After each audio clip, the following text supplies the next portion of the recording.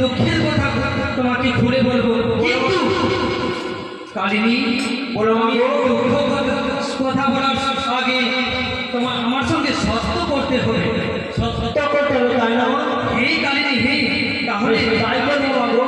বেশ কালিনী, আমি যা করতে বলবো তোমাকে মানতে হবে কালিনী। বেশ তাই করবো মা।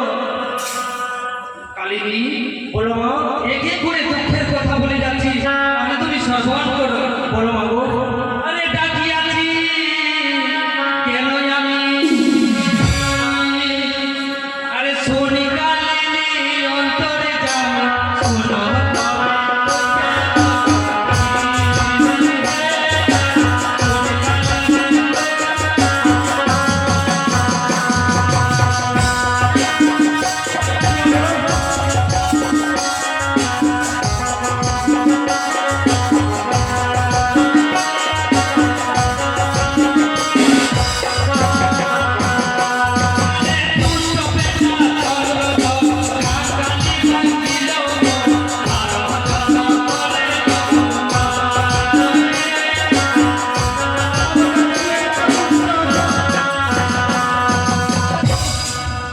কালিনী বলো মা গো, আমি এক এক করে দুঃখের কথা বলে যাচ্ছি, তাহলে তুমি সর্বন করো কালিনী।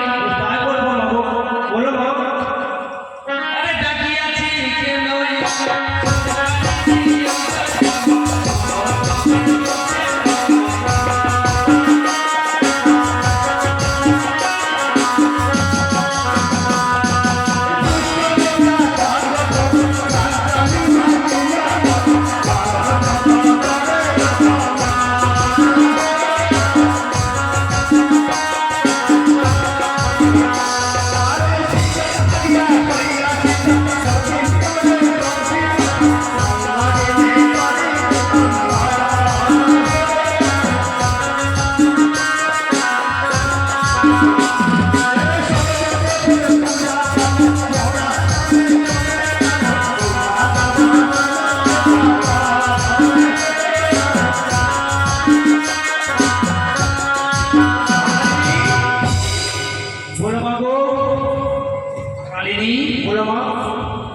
আমি যে এতে করে দুঃখের কথা বলে গিয়েছি কালিনী, উঠাই না বাসন চন্দ্রপতি সদাগর, তার ভিতরে আছে দুর্লভ লক্ষিন্দর। আজ রাত্রি কেটে গেলে কালিনী, আমি যে এই সংসারে মা হয়ে বুঝবো না কালিনী। তাহলে মাগো আমার কাছে দুইটি কথা রয়েছে মাগো, আপনার কাছে খুলে বলছি মাগো। বলো কালিনী বলো। আমার বিক্রম মাগো তুমি নাহি জানো, আমার থাকিতে আমার বিশেষ ব্রহ্ম বিষ্ণু ইন্দ্র রূপে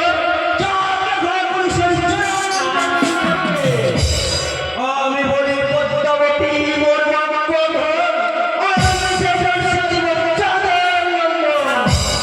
আমার দেবনারায়ণ বুঝতে পারিয়াছিলেন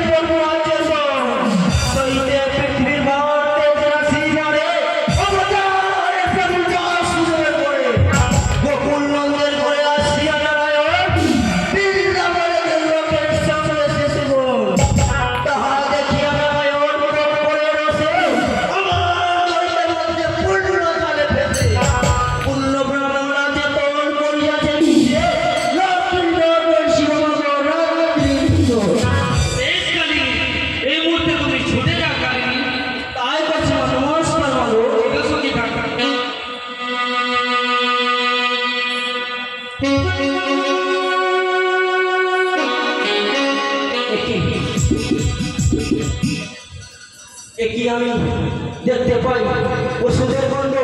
না না না, এখন আমি কি করি যাই না মায়ের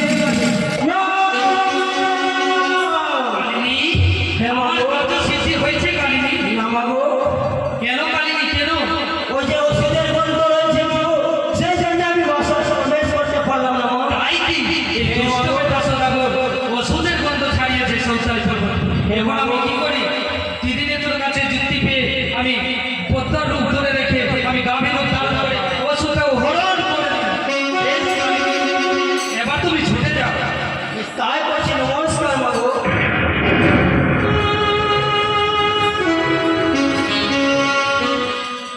একই একই দেখতে পাই লোহার কাটা আগুন দাও দাও করে দাঁড়িয়ে দাঁড়িয়ে আছে সরাসরি 70,000 সেনা। না না আমি ঘরকি করে যাই না ভাই।